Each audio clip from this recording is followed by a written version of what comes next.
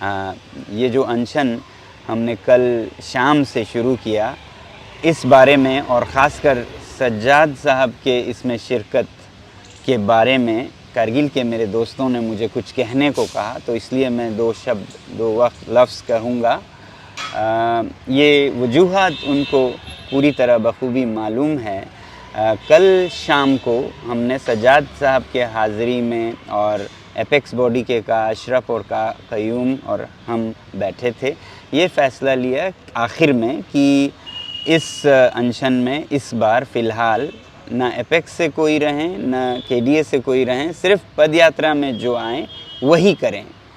बल्कि मैंने ये भी कहा था कि एक साथ ना रहें, सज्जाद साहब पहले 3 दिन रहें फिर मैं जुड़ूं, या मैं पहले 3 दिन रहूं और उसके बाद सज्जाद साहब आएँ। ऐसा नहीं कहा था कि वो नहीं आ सकते हैं, सिर्फ पहले 3 दिन में जब इसका लेबलिंग और ब्रांडिंग करते हैं मीडिया वाले, उस वक्त पे दोनों को एक साथ रहना इस मुहिम के लिए अच्छा नहीं रहेगा। या मैं रहूं और वो बाद में आए, या मैं बाद में आऊं वो पहले रहें, ऐसा कहा था।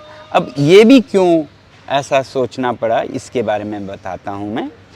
पहली बात तो हम तो चाहते थे कि सभी कारगिल के बहुत सारे यहाँ पर नुमाइंदे रहें इस अनशन में, जो दिल्ली में अगर करना पड़े तो। आपने देखा होगा मेरे पिछले वीडियो में भी मैंने ये कहा था, कारगिल से बड़ी तादाद में शिरकत हो, मगर जब यहाँ डिटेंशन हुए ये सब कन्फ्यूजन में, उसके बाद कारगिल के ज़्यादातर लोग तो वापस चले गए। उसके बाद भी मैंने हाथ जोड़कर केडीए के सभी लीडर से कहा, आप सब रहिए, बहुत अच्छा लगेगा ये अनशन अगर हमारे केडीए और एपेक्स के लीडरशिप के हाज़िरी में शुरू होती है, तो उसके बाद आप 3 दिन रहकर चले जाइएगा, हम लोग आगे ले जाएंगे। मगर पहले 3 दिन के लिए एपेक्स से भी सारे लीडर्स रहें और कारगिल से भी सारे केडीए के लीडर्स रहें, जिनमें सज्जाद साहब भी हैं। मगर केडीए के सभी लीडर्स ये कह के चले गए कि सज्जाद साहब सिर्फ रहेंगे और हम में से और नहीं रहेंगे। अब उनकी और मसरूफ़ियत रही होंगी, तो सज्जाद साहब को और मुझे रखा गया। अब एक बहुत बड़ी मसला ये होती है कि सज्जाद साहब के पहले के स्टेटमेंट्स हैं जिनमें उन्होंने ये कहा है कि लद्दाख को कश्मीर में ज़म कर दिया जाए, कि अगर स्टेटहुड देने में गवर्नमेंट ऑफ इंडिया को कोई दिक्कत है, कोई परेशानी है, तो उस परेशानी का हल किया जा सकता है कि लद्दाख को जम्मू कश्मीर के साथ रिमर्ज करके। तो इस पे न सिर्फ लेह में बल्कि पूरे हिंदुस्तान में इस तरह देखने लगे कि ये मूवमेंट कुछ कश्मीर से जुड़ी हुई है, ये लद्दाख का पाक पवित्र ना होकर कश्मीर के कुछ हैं।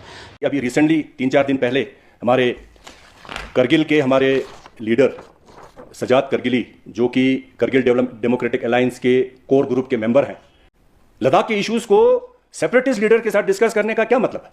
क्या आप लोगों का क्या हिडन एजेंडा है? एक साइड से आप लोग ले एपेक्स बॉडी और केडीए का आप लोगों ने एक कोऑर्डिनेशन कमेटी बनाया है, जिसमें 3 मेंबर्स ले से हैं, 3 मेंबर्स करगिल से हैं, जिनके साथ आप लोगों का 1 बार नहीं, 2 बार नहीं, 3 बार नहीं, 5-6 बार गवर्नमेंट ऑफ इंडिया के साथ बातचीत हो चुका है और आगे भी यही बातचीत जो है वो कंटिन्यू रहेगा। तो उससे पहले आप हुर्रियत कॉन्फ्रेंस से मिल रहे हो, जो कि एक सेपरेटिस्ट लीडर है, जो कि गवर्नमेंट ऑफ इंडिया के खिलाफ करते आ रहे हैं। वो लोग चाहते हैं कि कश्मीर को पाकिस्तान के साथ मर्ज करें। हुर्रियत कॉन्फ्रेंस का यही डिमांड है ना कि कश्मीर को पाकिस्तान के साथ मर्ज किया जाए, इंडिपेंडेंट उनको वो दिया जाए। तो ऐसे लोगों के साथ मिलके क्या लद्दाख के आने वाले दिनों में जो बातचीत होने वाला है उसको क्या डिरेल करने की कोशिश की जा रही है? तो आप लोगों को मालूम हो ना हो, आजकल इस मुहिम का जोर पकड़ता देखकर इंतज़ामिया पूरे ज़ोर शोर से लगी है कि वो मुझे कुछ एजेंट करार दें, एंटी नेशनल करार दें, कश्मीर के कोई एजेंट करार दें, CIA के कोई एंटी नेशनल करार दें। आप ये देखिएगा, जो अर्नब गोस्वामी जैसे बड़े चैनल ने प्राइम टाइम पर एक पूरा घंटा लगाकर सोनम वांगचुक को एंटी नेशनल दिखाने की हरकतें की हैं। The very suspicious behaving Sonam Wangchuk along with his NGO entourage were detained near the Singhu border during what they claim to be a quote-unquote peaceful climate march, Greta Thunberg style. This while the Delhi police had issued a clear advisory, I repeat, a clear advisory implementing a ban on large gatherings. Ladies and gentlemen, this situation is very familiar. Remember what happened during the farmers' protest? A deliberate attempt was made at anarchy. This is the same template of this toolkit gang, which the Vadra Gandhi family backs. Let's debate. Congress proxy Sonam Wangchuk and his tribe of 125 protesters were detained near the Singhu border. My own view is the behavior of Sonam Wangchuk does not add up. In my view, he is carrying out some other sinister anti-national agenda. He's a typical rent-a-cause kind of guy, and I think he's a Congress party proxy.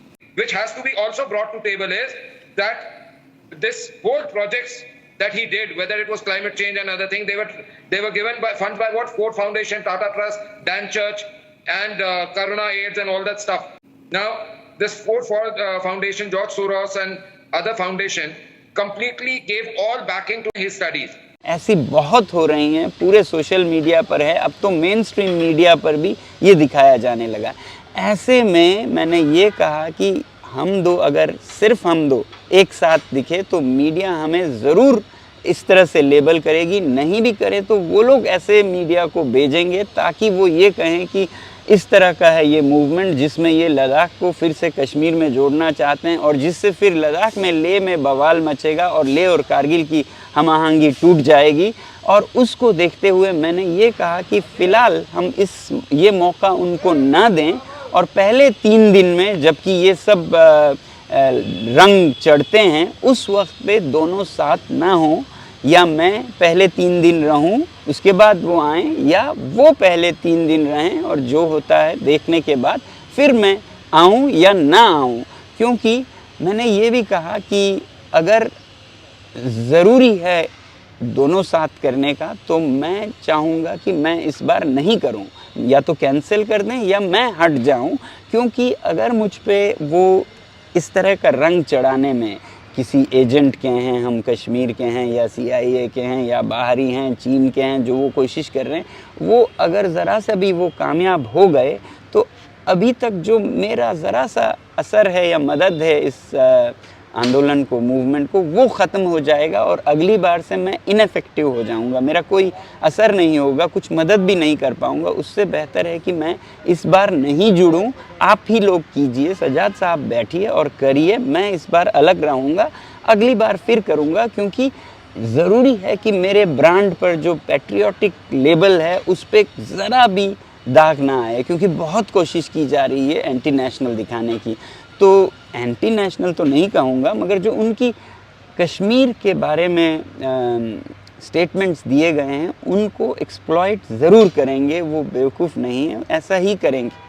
तो ऐसे ख़दशात में इसी बार में ये जो हमारा value है इस मूवमेंट के लिए वो ख़त्म कर देना समझदारी नहीं थी, क्योंकि अगले बार फिर हम मदद कर पाएंगे। अगर ऐसा नहीं हुआ और इस बारी में ही हमें कलर्स लगा दिए गए, लेबल्स लगा दिए गए, आप कश्मीर के लिए कर रहे हैं, आप लद्दाख के अगेंस्ट हैं, इंडिया के अगेंस्ट हैं, लेह में तो बहुत होगा ही, वो सब हुआ तो आगे से भी लेह और कारगिल मिल के कुछ नहीं कर पाएंगे, दरारें पैदा होंगी, नेशनल लेवल पे मुझ पे ऐसे दब्बे लगाए जाएंगे जिसके बाद मेरा कारकर्दगी बिल्कुल ख़त्म हो जाएगा। तो ऐसे में कोई मतलब, कोई वो नहीं बनता है कि हम ज़बरदस्ती यही करें। तो यही गुजारिश थी उनसे कि 3 दिन बाद आप आएँ या मैं इसमें से निकल जाऊँ। ऐसा नहीं है कि मैं ख़ुद को हाईलाइट करना चाहता था या कोई फेमस होना, बल्कि मैं तो अभी बदनाम होने के उसमें हूँ कि मैं एंटी नेशनल हूँ, मैं सोरोस फंडेड हूँ,